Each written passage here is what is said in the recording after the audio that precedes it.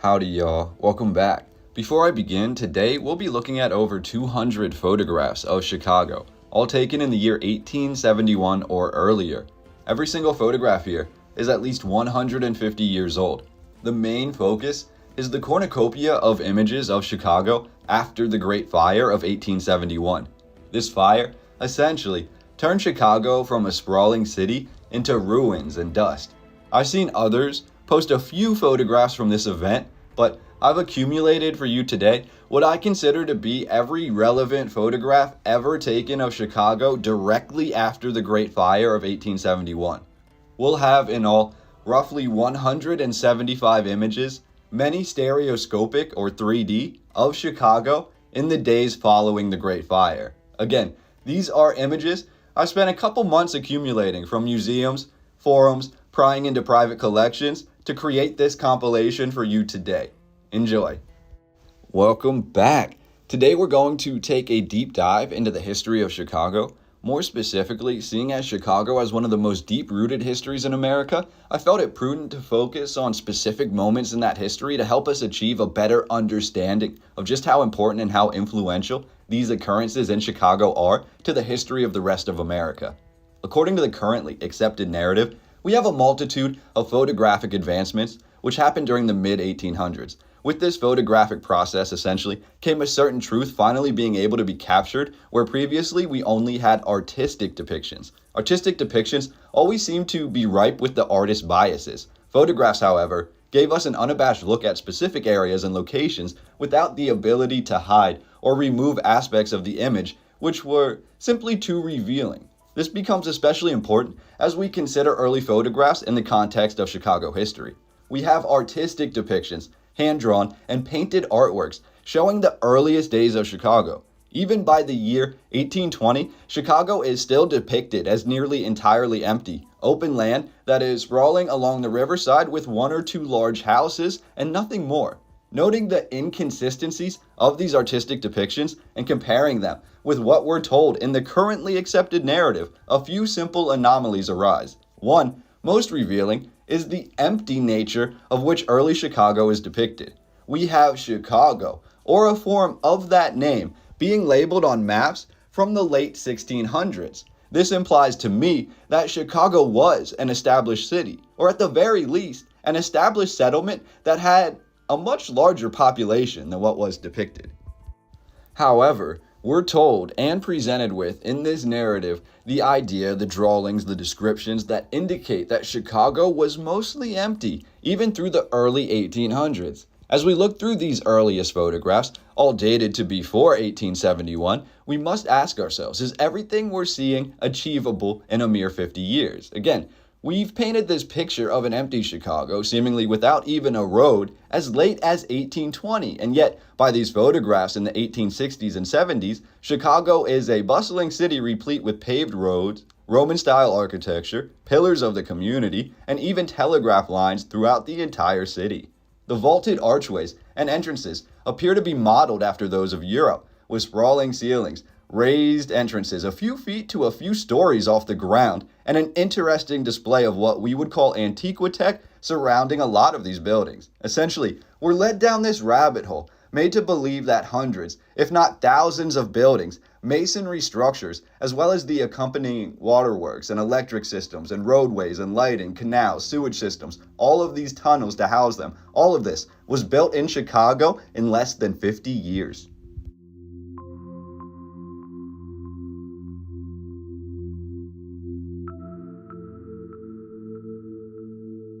With this rapid growth of a city, if we even consider it to be possible, one would argue that it would be inescapable to have construction photographs from the earliest days of photography in Chicago. Let's say from the years of 1850 through 1871. A city like this simply does not pop up overnight, unless you argue that many aspects of it were discovered. Essentially, I was able to locate for you today roughly 200 photographs of Chicago in the year 1871 or earlier. The first 35 photographs or so are the ones that we've been looking at so far. These are of Chicago from 1850 through 1871. Do you see any construction happening in these photographs? Do you see any horse-drawn carriages or horse-drawn work carts or any other materials that would indicate construction or creation? What I see is a literal completed city.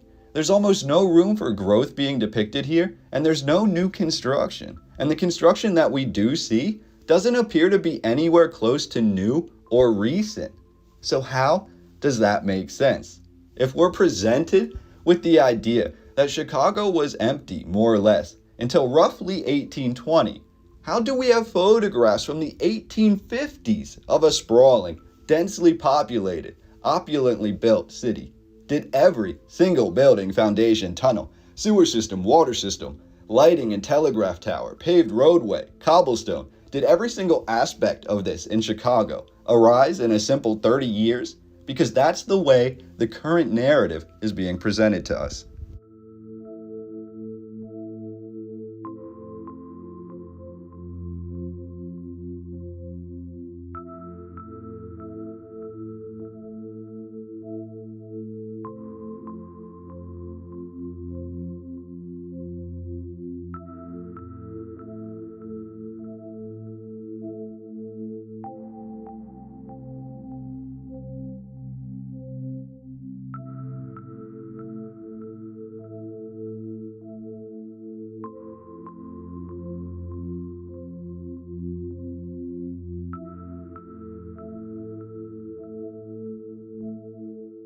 Furthermore, if you're familiar with my channel or with United States history in general, you're probably more than aware that throughout time we've had numerous, almost innumerable, great fires across the country. Often, these great fires, after the fact, are said to have created diverse change in certain aspects of everyday life. Most of the time, these fires are said to have led to great advancements in firefighting technology, and the fires are usually so great that they often destroy the city entirely and cause it to have a great rebuild. Now, food for thought. If you had discovered or inherited something, anything really, which worked well for you, but it wasn't necessarily yours, meaning it carried a different history or a different stigma, possibly one that was negative or one that you were unfamiliar with, or if this discovery itself provided for you more than was needed, would you begin to feel that those around you, friends, family, neighbors, your community, would you feel that they were questioning you? And would you feel like you needed to rewrite that history? Many of you might scream yes, as numerous times in history, we've been presented with things like World's Fairs, which do exactly that. They build an entire working city within a mere matter of months. Now here's where the real kicker comes into play. If Chicago was truly a masterpiece that was built after 1820, and built in 2 to 3 decades, and it wasn't at all an inherited city or a city built on simple facades and plaster and wood like a World's Fair, then we must begin to pose the question, exactly how did 30 years of the fastest ingenuity in America's history, a spectacle of old world masonry, the fastest growing city in the Midwest, how did this brick and masonry city burn completely to its core?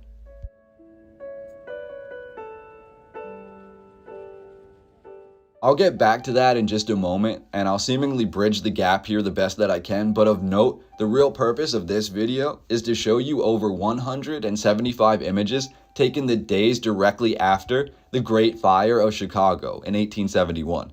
From the photographs and the description given, nearly the entirety of Chicago was reduced to rubble and dust.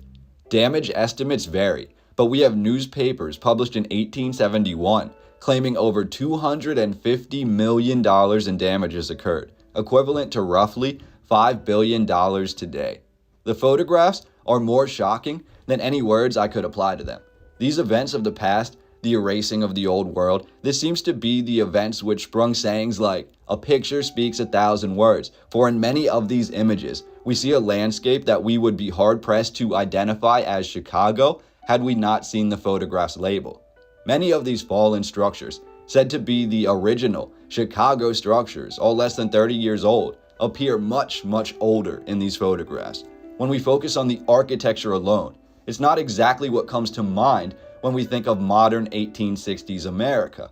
We have literal fallen pillars. We have Romanesque masonry everywhere. We have domes, we have archways, we have buildings reduced to outlines of their former selves, the outlines being nearly mirror images to fallen ruins from ancient Europe. Yet, in Europe, the ruins are hundreds, if not thousands of years old, but in Chicago, they're 20 to 30 years old.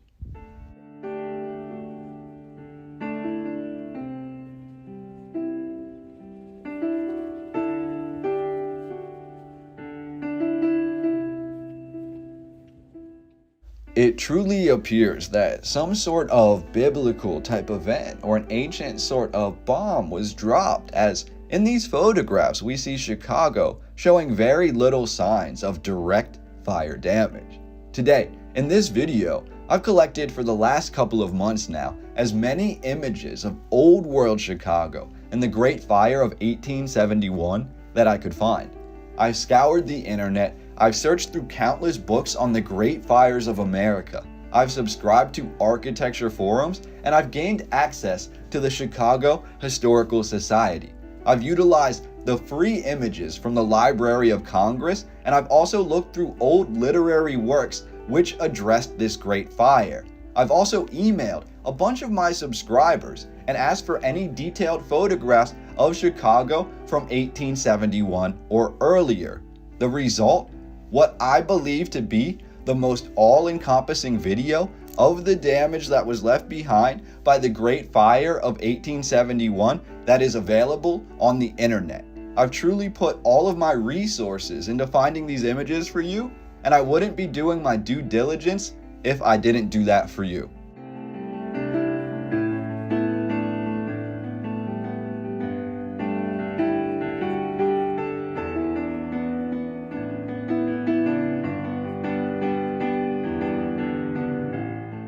Again, every single one of these images, these photographs, was taken in 1871 directly after the Great Fire or earlier. Nearly 80% are from the day directly after the Great Fire ended.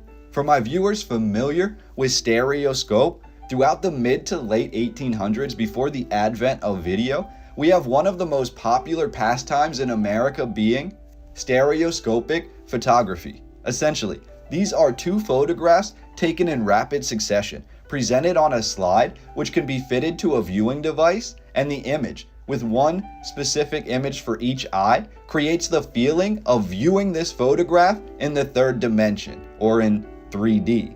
Many not familiar with this research don't seem to realize that 3D or stereoscopic photography was just as popular, if not more so, than going to the movies is today. I have thousands upon thousands of stereoscopic images in my collection, but one thing that struck me as eerily true is that one of the most photographed events, at least according to my records, during this stereoscopic era was the destruction and the aftermath of the ruins of Chicago. I've literally located hundreds of images of Chicago which were taken in stereoscope after the Great Fire. I've hand-selected from these roughly 100 of these stereoscopic images or 3D images which best depict the details which many most likely have never seen before, and those will also be presented for you in this video today.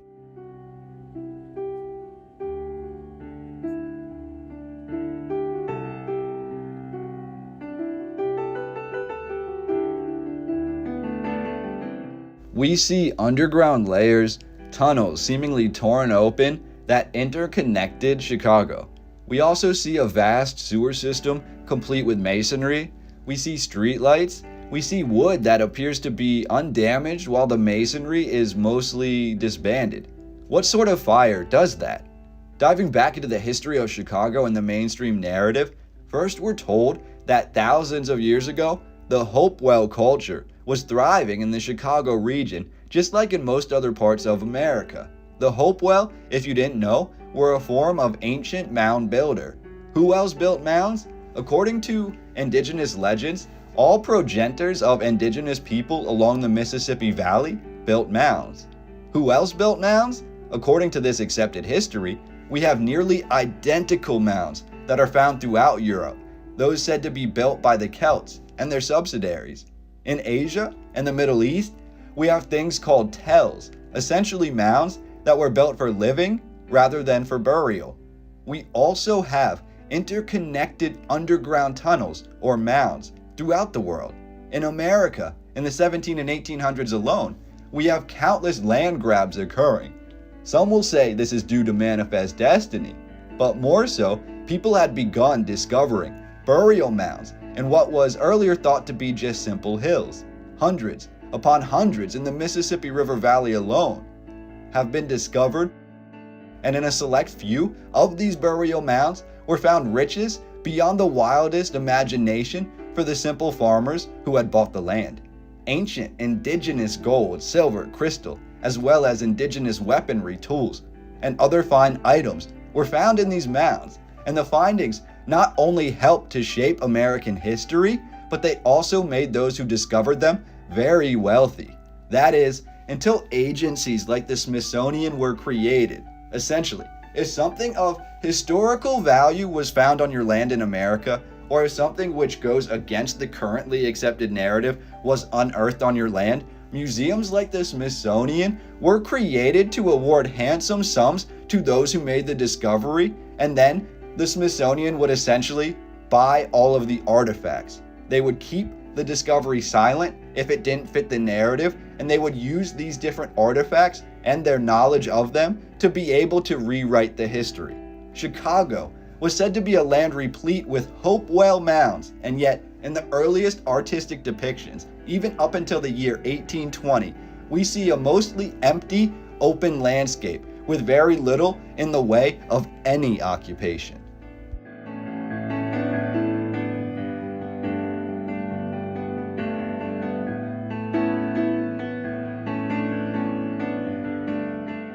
When it comes down to it, I believe Chicago was vastly more important and vastly larger, more well built out than it was shown in the earliest artistic depictions. According to this narrative, when explorers first arrived to this area in the 1600s, Chicago and the surrounding lands, while built on Hopewell mounds, were actually being occupied by the Algonquin people, including the Miami.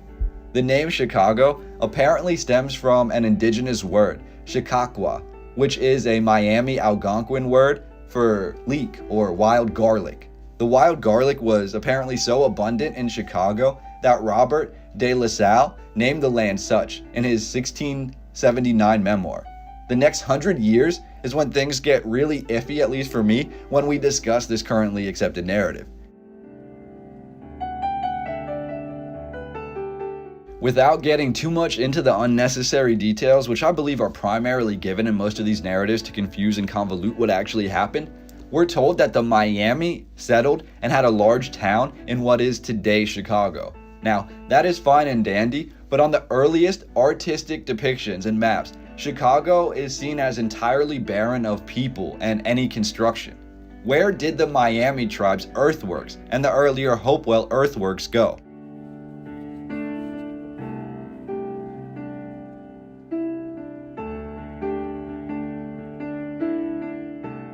We're told by 1671, so exactly 200 years before its destruction by the Great Fire, the first French explorers were brought before the Miami Confederacy in Chicago. Yet, in this same narrative, we're told by 1673, the Miami Confederacy was all but removed from Chicago by the Iroquois during the Beaver Wars.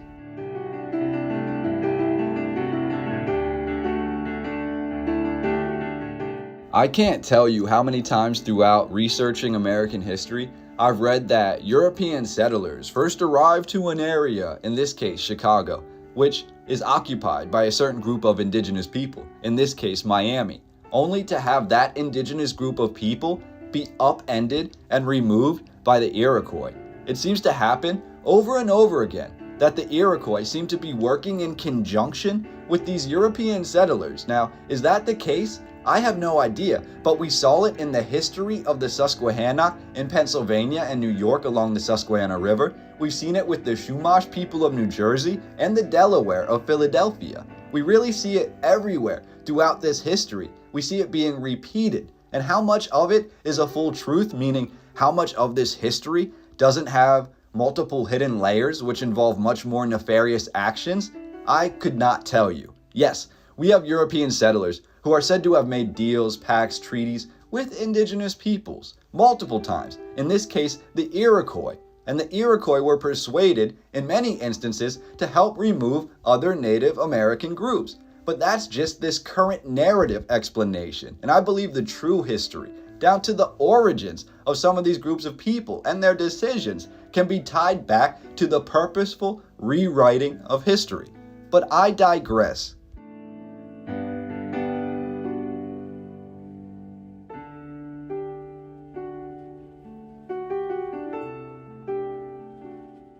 Within a few years of Europeans reaching the Miami and Chicago, roughly 1671, the Miami are basically removed from Chicago by the Iroquois. Then, this narrative says the French arrived to the greater Illinois area, including Chicago, and begin constructing forts and trade hubs. Here the French thrive for roughly 30 years until, according to this narrative, the French then ask for help from the Miami, the same group that they removed 30 years earlier with the Iroquois, to now help remove the Iroquois, the same group the French installed in the area to help remove the Miami. Do you see how this history is convoluted? Crazy how it doesn't make a lot of sense. At this point, the Fox Wars commence, and by roughly 1720, nearly everyone that was in Chicago leaves. We're told the Miami disbanded their tribe in this area, and the Iroquois migrated away soon after the Miami were defeated. The European settlers, discouraged by the Indigenous War and accompanying slaughter, are also said to have left Chicago around this time, even though this sprawling landscape was now basically unoccupied. And essentially, that's how Chicago is said to have remained for roughly 75 years. Even on the oldest depictions of Chicago from 1810, there's almost nothing there, just open land. No signs of indigenous occupation or the multiple wars that were said to have been fought there by the indigenous people, or the numerous earthworks said to have existed in this area. It's simply not shown on the artistic depictions.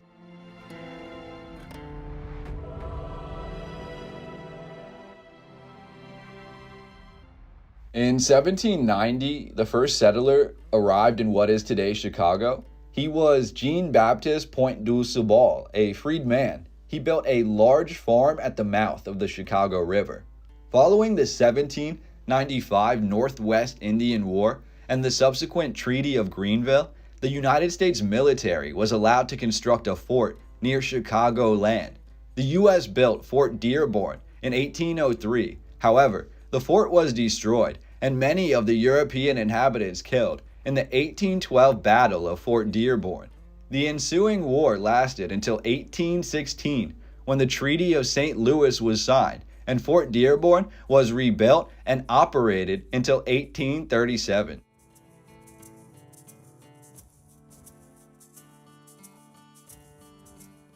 In 1829, and this is where it gets really strange in this narrative, because they use the term located. It says the first canal of Chicago was located, but the city of Chicago was built around it. This is according to James Thompson, who was in charge of surveying and creating the plan for Chicago, with August 4th, 1830, often cited as the official recognition of Chicago as a city. On August 22nd, 1833, Chicago was officially incorporated with a population of just under 350 people. Again, look at the photographs from less than 40 years later. In 1833, we have under 350 people. It's empty land, and there's nothing here according to these artistic depictions. Yet by 1865, in these photographs, we see an enormous city with thousands of people and every single amenity that the world could have asked for at that time.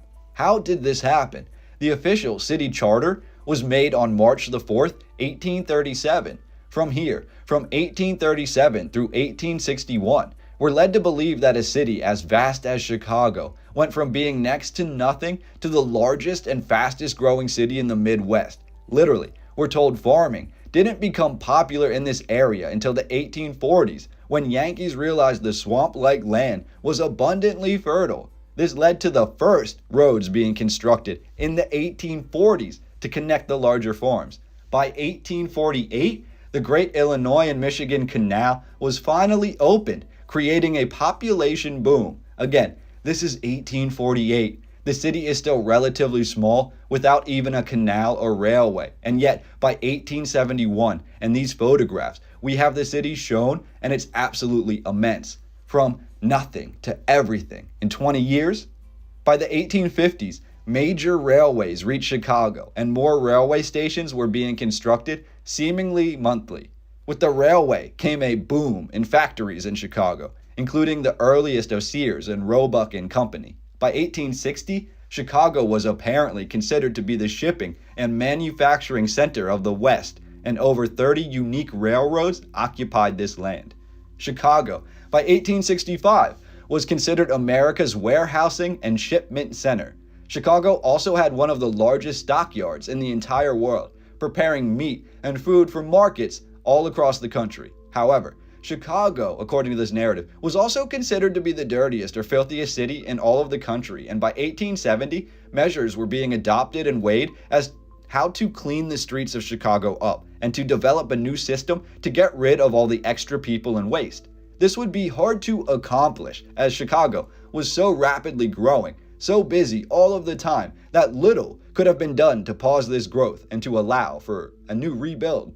That is, until the Great Fire of 1871, which essentially leveled greater parts of the city, uprooted the masonry buildings, evacuated all the residents, and gave the city of Chicago not only ample time to rebuild, but almost limitless funds supplied by the United States government and by hundreds of thousands of dollars, if not millions, that were provided by relief funds for Chicago. Essentially, the Great Fire was one of the first humanitarian actions in the United States where the whole country pitched in, rallied together to support and rebuild this city of Chicago. But was this, in fact, all part of a greater plan?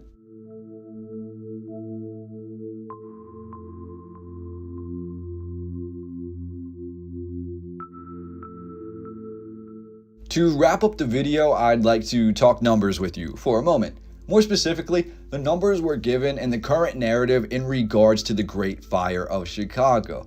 It was said to have burned from the night of October 8, 1871 through the morning of October 10th, or roughly 3 days. The fire is said to have taken 300 lives, which seems like a miracle when compared to the photographs that we view today. The fire destroyed roughly 3.3 square miles. Do you see a pattern here? The fire is said to have jumped the Chicago River, not once, but twice, from the south side, across the river to central Chicago, then back across the vast river to the north.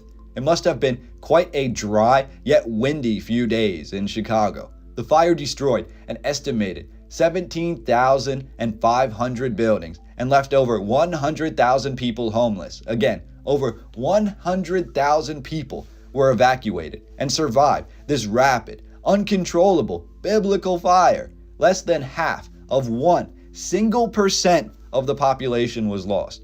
With no evacuation plan on record, how are these numbers possible without this being a calculated event? Again, we're told between $200 and $250 million in damages were incurred by this fire, or nearly $5 billion in today's money. We're told the Great Fire was started by one single family in a farm on DeCoven Street. Here, the O'Leary family had a farm, and at some point on October 8th, the farm caught fire. Popular myth says the O'Leary cow knocked over a lantern and started the blaze. Either way, the fire was blamed on Irish immigrants. Again, think Celtic roots here and the systematic removal of certain history and certain families as along the same lines as the orphan trains in New York. Just more evidence of these nefarious acts. We're told Chicago had received only 1 inch of rain since July of 1871, and thus the atmosphere in October of that year was very dry. We're also told, even though the images don't reflect this, that Chicago was built almost entirely out of wood. Now, when I look through these images, what I see is very little wood remains. We don't see burnt wood, collapsed wood, or very much evidence that matches with the narrative, which claims over 3/4 of Chicago was built out of wood. We're told the sidewalks and the streets were even made out of wood and not paved in stone or with cobblestone, as shown in the photographs that we see. This is the part that is the most strange to me. Seemingly, we have the worst fire in United States history, at least up until this point as far as damages go, destroying what appears to be entirely the city of Chicago, a city which itself had gone from apparently empty hills to a full-fledged bustling city in just under 30 years. Sure, we could argue that maybe most of this narrative is correct. Maybe Chicago was all wood. Maybe the wood burned completely to ash and left behind no residue. Maybe what we see in these images are the anomalies, the stone structures that were left behind. But more questions then arise. First, where did the wood that Chicago was built out of come from? We're shown again in the earliest artistic depictions of Chicago before photography, when the European settlers arrived, that the land has little to no trees. It appears more to be open, rolling hills than any sort of forest or tree. We don't necessarily see enough trees to even begin to build the Chicago that were shown in these photographs if every single one of these buildings is said to be built out of wood as it's written in the narrative. So, was this wood in fact imported? And if so, again, why are there so many quarries and mines being labeled on maps of Chicago around this time period? We basically have all this open land that we're told that is Chicago, but surrounding that in the greater parts of Illinois, we have many marked quarries and mines that harvest stone and other building materials as well as fuels and gems.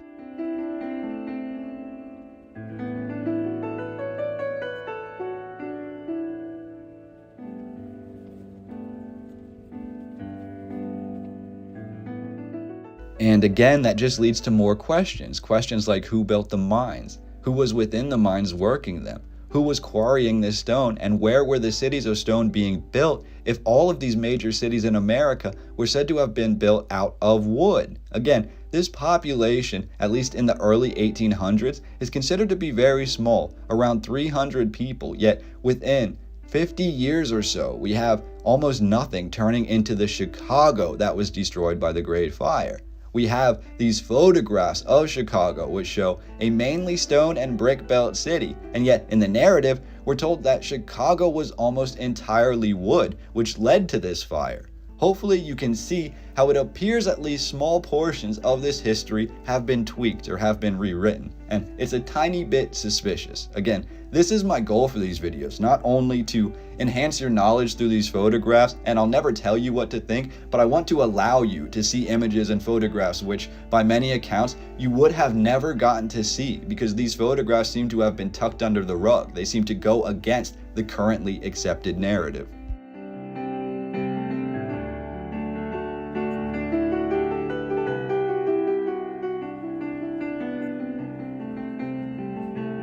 I believe within the details of these images, we can see an entirely different city than compared to what the narrative through the words has painted for us. The fire seems to have left behind only ruins, only the infrastructure of buildings which appear to be much older than 20 or 30 years. Many of the buildings look like they could have been straight out of Rome or somewhere else in the old world, and yet all of these images, all 200 plus in today's video, were of Chicago in or before the year 1871, and that's absolutely fascinating to me. Really, so many unexplainable details, and as you dive into this narrative further, which I will leave links down below if you'd like to do so, you begin to notice that these gaps grow even larger. There's clearly pockets of knowledge and information regarding this fire that have been suppressed, and seemingly this was done on purpose. Now, what might that purpose be? I'd love to hear your thoughts regarding Chicago and the Great Fire of 1871 in the comment section down below.